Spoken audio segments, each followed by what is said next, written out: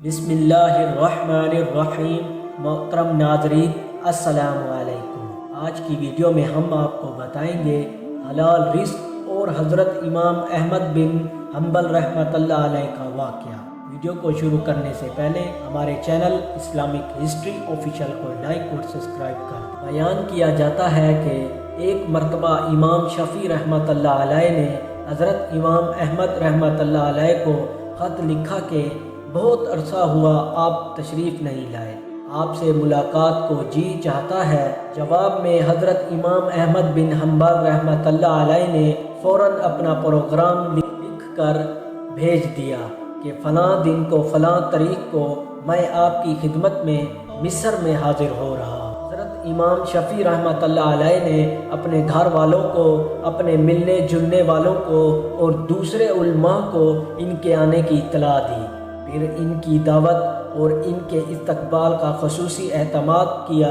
आपने लोगों से बताया कि अगरचे वो मेरा शागिर्द है मगर वो एक बहुत बड़े इमाम हैं, अल्लाह ताला ने इनको बड़ा मर्तबा अता फरमाया है। चुनाचा जिस दिन इनको पहुंचाना था, इस दिन इमाम शफ़ी रहमतुल्लाह अलैह अपने शागिर्दों और दूसरे उलमा को लेकर इनके इस्तकबाल के लिए शहर से बाहर तशरीफ़ ले गए। इस वक्त मिस्र के जो बादशाह थे वो भी हज़रत इमाम शफ़ी रहमतुल्लाह अलैह के मुअतक़द थे, वो भी इमाम साहब के साथ इस्तकबाल के लिए चले आए। यूँ हुआ कि हज़रत इमाम अहमद बिन हम्बल वक्त मुकर्रर पर पहुँच गए। हज़रत इमाम शफ़ी रहमतुल्लाह अलैह ने इनका बड़ा शानदार इस्तकबाल किया और फिर इज़्ज़त व एहतराम के साथ इनको लेकर घर पहुंच गए और इनके लिए बेहतरीन खाने का इंतज़ाम किया।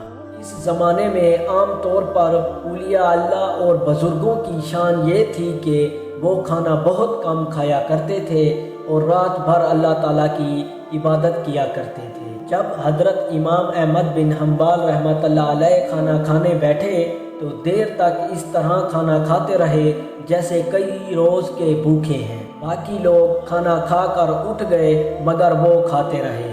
लोग बहुत हैरान हुए कि हज़रत इमाम शफ़ी रहमतुल्लाह अलैह ने तो इनकी तारीफ़ की थी कि ये बड़े अल्लाह वाले और बुज़ुर्ग इंसान हैं, मगर ये तो खूब पेट भर कर खाना खा रहा है।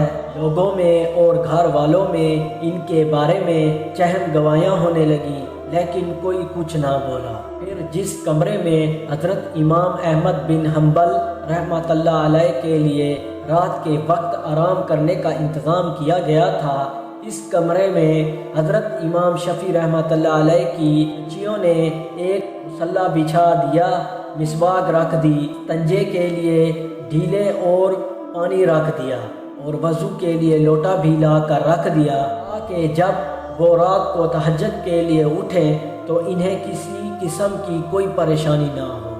और इस ज़माने में रात को तहज्जुद के लिए उठना एक आम मामूल था। अल्लाह ताला बचाए कि आज हमारे ज़माने में ये अफसोसनाक माहौल हो गया है कि सुबह 8 बजे और 9 बजे उठना हमारा आम मामूल बन चुका है और कई लोग तो इससे भी ताख़ीर से उठते हैं। और जो उलमा और सिलाह लोग थे वो तो रात रात भर इबादत किया करते थे। अल्लाह ताला हम सब को भी तहज्जुद पढ़ने की तौफीक अता फरमाए, आमीन। बहरहाल हज़रत इमाम अहमद बिन हम्बल रहमतुल्लाह अलैह ने रात को इस कमरे में आराम किया और सुबह उठकर फजर की नमाज़ पढ़ने चले गए। वो नमाज के लिए निकले तो हज़रत इमाम शफ़ी रहमतुल्लाह अलैह की बच्चियाँ इस कमरे में आ गईं तो वहाँ देखती हैं कि पानी का लोटा वैसे का वैसा पानी से भरा हुआ है, ना मिसवाक इस्तेमाल हुई है, ना ढीले इस्तेमाल हुई हैं और ना वज़ू के लिए पानी इस्तेमाल हुआ। सब कुछ जैसा था वैसे का वैसा ही रखा था। अब इनके दिल में ये शक हुआ कि शदीद रात को चून आके ज़्यादा खा लिया था, इसलिए तहज्जुद के लिए आँख नहीं खुली होगी। जबकि फजर की नमाज़ पढ़कर हज़रत इमाम अहमद बिन हम्बल रहमतुल्लाह अलैह तशरीफ़ लाए तो घर वालों ने हज़रत इमाम शफ़ी रहमतुल्लाह अलैह से कहा कि आपने फरमाया था कि वो तो बहुत बड़े अल्लाह वाले और बहुत बड़े बुज़ुर्ग हैं, مگر رات کو انہوں نے کھانا بھی خوب کھایا۔ رات کو ہم نے ان کو وضو اور تستنجے کے لیے پانی اور ڈیلے رکھے تھے، وہ بھی استعمال نہیں ہوئے۔ معلوم ہوا کہ رات کو تہجد کی نماز بھی نہیں پڑھی۔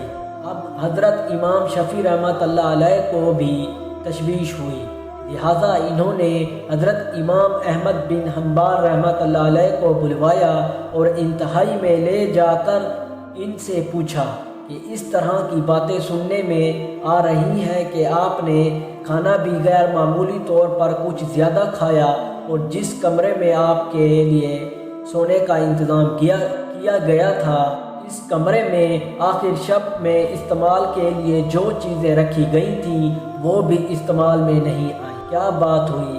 آپ پہلے تو ایسے نہیں تھے، کیا یہاں سے جانے کے بعد آپ نے مزاج میں کچھ تبدیلی آ گئی ہے؟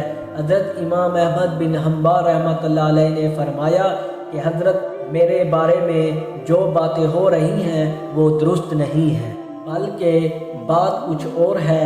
بات دراصل یہ ہے کہ میں جس وقت کھانا کھانے کے لیے آپ کے دسترخوان پر پہنچا اور جس وقت میں نے اس کمرے میں قدم رکھا تو میں نے دیکھا کہ اس کھانے کے حلال اور طیب ہونے کی وجہ سے وہ کمرہ نور سے چک و چند ہو رہا ہے، اور یہ دیکھا کہ آسمانوں سے لے کر اس دسترخوان تک نور کی بارش ہو رہی ہے۔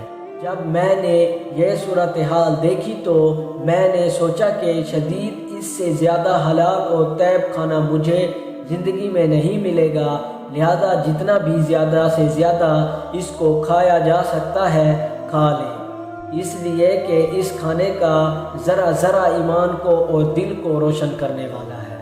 یہ مجھ سے جتنا زیادہ سے زیادہ کھانا کھایا جا سکتا تھا میں نے کھا لیا، اور میں نے یہ نہیں دیکھا کہ کون کتنا کھا رہا ہے اور کون میرے بارے میں کیا سوچ رہا ہے۔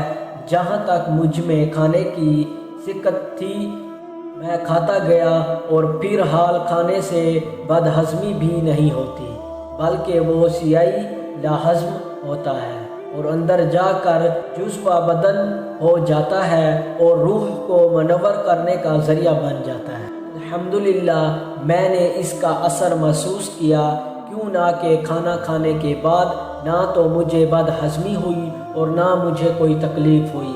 پھر کھانا کھانے کے بعد عشاء کی نماز سے فارغ ہو کر جب میں اس کمرے میں پہنچا جہاں آپ نے میرے لیے آرام کا انتظام کیا تھا، وہاں جا کر تو میری حالت ہی بدلی ہوئی تھی، اور سونے کو اور آرام کرنے کو میری طبیعت چاہ ہی نہیں رہی تھی۔ اگرچہ میں سفر کر کے آیا تھا، مگر اس کھانے میں اتنی غذائیت اور توانائی تھی کہ میری تھکان بھی ختم ہو گئی اور سستی بھی جاتی رہی، اور جب میں سونے کے لیے لیٹا تو مجھے نیند نہ آئی، لہٰذا میں لیٹا رہا اور لیٹتے لیٹتے قرآن و حدیث میں غور کرتا رہا، حتیٰ کہ پوری رات غور و فکر کرتے ہوئے گزر گئی، اور اسی رات میں نے قرآن و حدیث سے 100 مسائل کا حل تلاش کر لیا، اور وہ مسائل ایسے تھے جو اس سے پہلے کبھی میرے ذہن میں نہ آئے ہوں اور نہ ان کی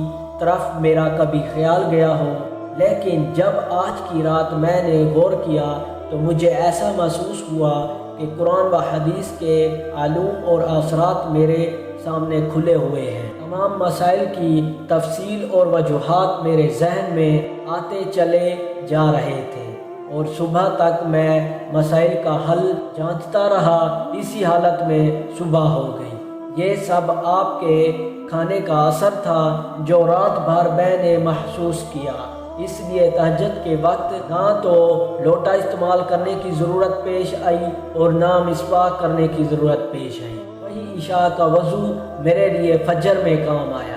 یہ سن کر حضرت امام شفیع رحمۃ اللہ علیہ نے اپنے گھر والوں کو حقیقت حال بتائی، اور جو لوگ ان کے بارے میں غلط قسم کی باتیں کر رہے تھے ان سے کہا کہ تم نے ان کی شان میں گستاخی کی ہے، لہٰذا ان سے معافی مانگو۔ اگر آپ کو ہماری ویڈیو پسند آئی ہے تو ہمارے چینل اسلامک ہسٹری آفیشیل کو لائک اور سبسکرائب ضرور کر دیں۔ اللہ حافظ۔